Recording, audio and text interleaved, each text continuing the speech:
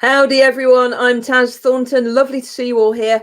Really quick broadcast today. Quick reminder. I want to remind you to focus on the things that you can do instead of beating yourself up about the things that you perceive you can't do. So this week is my first full week back into the swing of things after having a really decent long break, almost a month off between Christmas and New Year. And this week, I've overcommitted myself. I didn't realise I had at the time when I was booking everything into my diary. It all seemed fine. But now I'm into the week. I'm realising, I'm spreading myself a little bit too thinly. Now, the impact has been that some of the things for me that I wanted to do for myself, that I need to do for myself, have taken a bit of a hit. So this morning, I spoke to my amazing PT, Gemma, and I was telling her that I was feeling pretty shitty. Because this week she'd set me home sessions to do, and I'd done the first one. I'd missed part of the HIIT exercise at the end because I ran out of time before speaking to a client. This morning, I'd got scheduled in to do another full-on PT session again, and yet again, I ran out of time. I didn't get up early enough. Why didn't I get up early enough? Because physically, I'm still in that holiday vacation mode where I've gone into vampiric mode. I'm going to bed too late, and I slept through 3 alarms this morning. That's not like me. But I was really beating myself up about not completing today's workout. I'll do it. I'll do part of it tomorrow or later on. But I was feeling really crappy. I was thinking, why, when we're not in lockdown, can I schedule in the time to go and physically meet my PT for sessions? And yet while I am at home on my own time, I'm not able to do it. And when I was talking to Gemma about the things I hadn't done, I thought I'd better tell her about some of the things I had done. And what I have done this week is, although I haven't had the time to physically start doing all the weights and all the big workouts that I wanted to be doing, I've been getting on the exercise bike more. Well, why have I been doing that? Because when I'm doing online networking on my social media, I can be pedaling away and doing that at the same time. I even did a Zoom meeting this week while I was pedaling. I ended up telling the people on the call in the end because they didn't realise my exercise bike is so smooth, so quiet, and I got my laptop set up on the mobile phone rest in the front. They didn't know.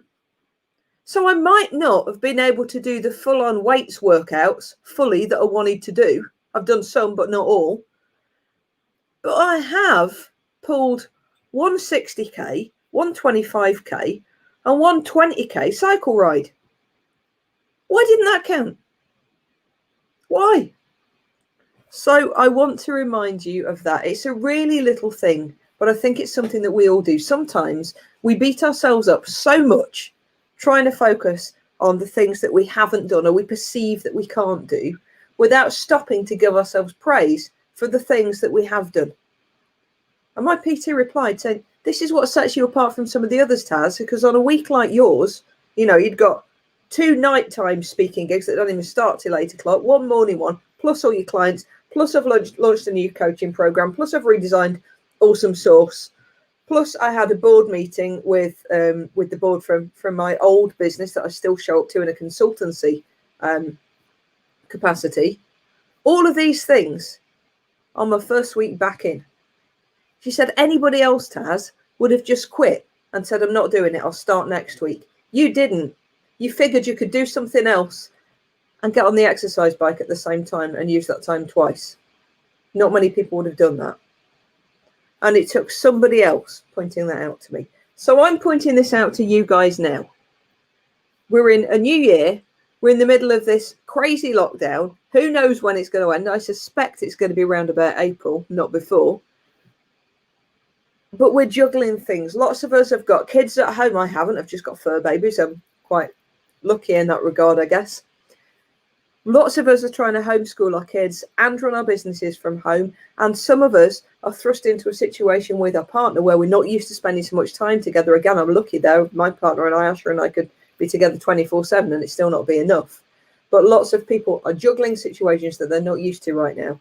So please, number one, watch you not overstretching yourself as I have done this week. Believe me, my diary is looking much better next week and going forward. So make sure you are scheduling out proper break time for yourself, whether that's for exercise, meditation, mindfulness, journaling, to read a good book. Schedule out some you time Even if you've got to go and run yourself a bath in the evenings and lock the door and keep the kids out for a bit, schedule in some you time. Number one, schedule in you time and make sure that you're not overstretching yourself. Number two, instead of burning out trying to do everything, look at the things that you can do, focus on those instead of beating yourself up about the things that you perceive you can't do. Whatever you're doing, it's enough. You're surviving through crazy times, crazy unprecedented times. So whatever you are doing right now, you're good enough. You are enough. You're doing enough. If you want to do more, then look at how you can fit it into your schedule without burning out. Take care. Focus on what you're achieving, not what you perceive you're not. Unleash your awesome. I'll see you soon. I've been Taz Thornton. You've been awesome. And if you're watching this on replay, leave me a little replay hashtag. Thank you so much for tuning in. Take care.